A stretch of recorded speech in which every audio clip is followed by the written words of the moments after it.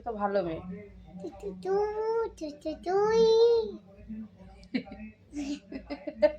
চি মানু এরকম করতে নেই। ইস,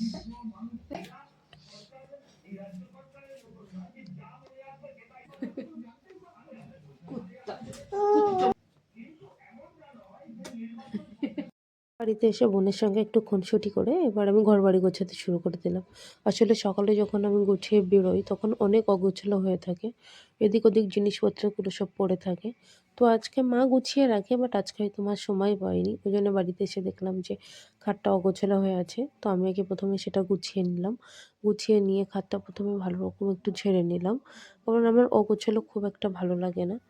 তো ভাবলাম আগে আমি মেকআপের জিনিসপত্রগুলো এবং আমার জামাকাপড়গুলো ঠিক জায়গা মতো রেখে দিই।